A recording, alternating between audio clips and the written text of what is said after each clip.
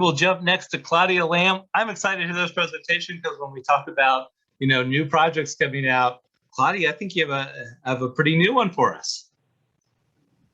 Yes, I do. Not that the old one has gone away. It's still on the back burner, but we're just working through something. So the old one, which I think Jim's referring to, is we've been working for too many years on basically a decentralized Web3 community platform for education with applicability across other market sectors. We have the US patent for that and a number of other patents around that. But needs must have meant that I've had to do a pretty major pivot. And so just want to be really mindful of the fact that what I'm going to share could trigger people because it is around the issue of mental health.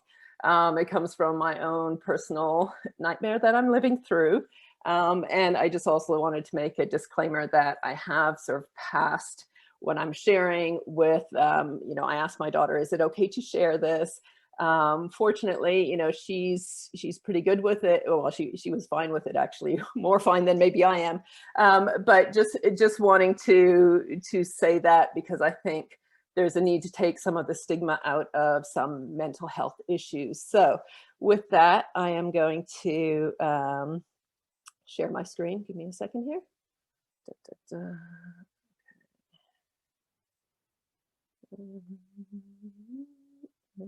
Just pull that. Okay, so literally in the last probably 6 to 8 weeks, I've launched something called MollyBird. It's a Delaware C Corp. And the idea behind MollyBird is it's a crowdfunding platform for mental health issues. On the 1st of October, my 16-year-old daughter attempted suicide. And it absolutely rocked my world. And it's been a crazy journey because our insurance doesn't cover mental health issues. And so suddenly I was faced with a ginormous medical bill, plus the needs around therapy, et cetera, et cetera. And so in the process of talking to numerous therapists, talking to the hospital, I'm not the only one who's in this situation, and just realizing the ginormous mental health need exacerbated by the COVID pandemic. Even prior to going into remote learning, my daughter was struggling, not so much academically, but just with maybe socialization and just with school in general. And so out of that came this idea of really MollyBird.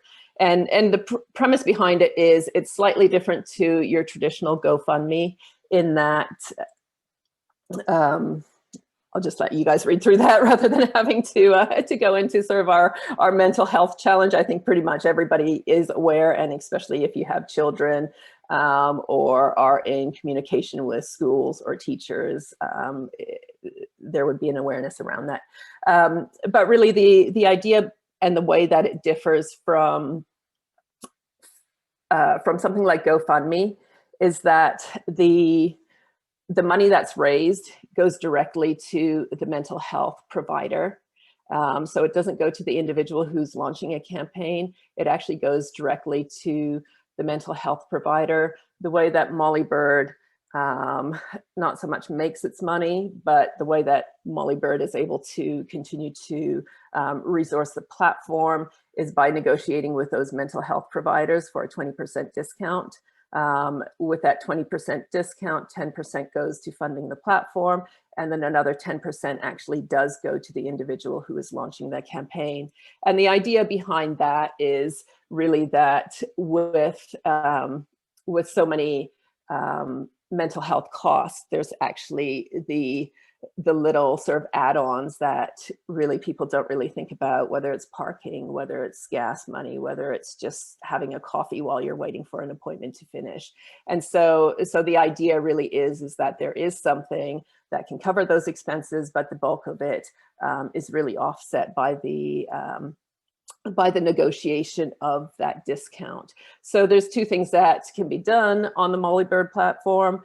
You can either raise money. We are very much in beta form. So I've just gone with pulling things together on a no-code platform. And eventually, once I can actually prove this out a bit more and get a bit more interest around it, then the idea would be to actually build it out properly and really drawing in some of our one-room graphical user interface and different elements behind there in terms of just from a back-end perspective. So the two things are really raising the money and then obviously being able to give and to donate. The way I've set it up at the moment, there are 4 real live cases that are up. And then there's also just the ability to donate to the general fund. And the general fund is really, it's almost like crowdfunding the platform itself, partly because I just haven't had the energy to to do another round of So those are the 2 ways that you can donate. And really the ask, quick and simple, is looking to establish an advisory board. So if you know any mental health professionals, experts, and especially maybe even those who are in the sort of financial departments of hospitals, those would be great people to connect with. Looking for connections to anyone who's interested in being part of the sort of beta launch campaigns.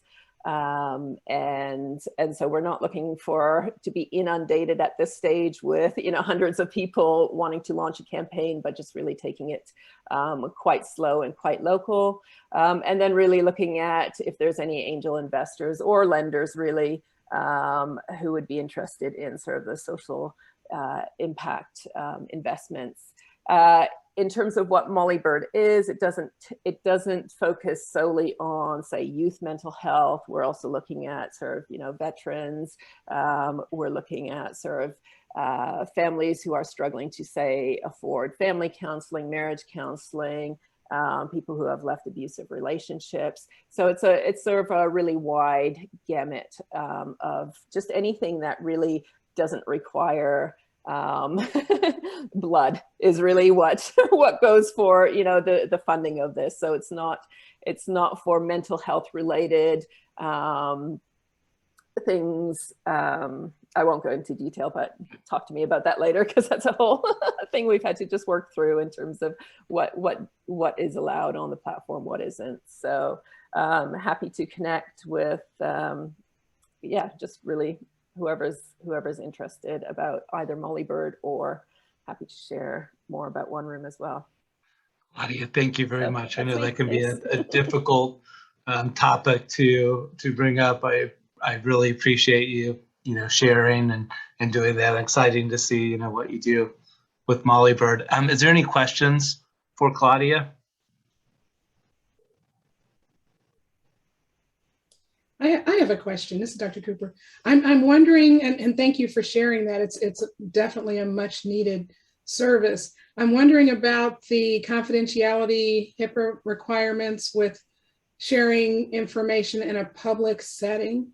So maybe we could talk offline about how you've got it set up so that you're sure to follow those guidelines, because although people might be interested in sharing at one point, they may have a change of heart later on, and then you're kind of opening yourself up. But yeah, I'd be happy to talk to you about it later on. Very, very interested. Thank you.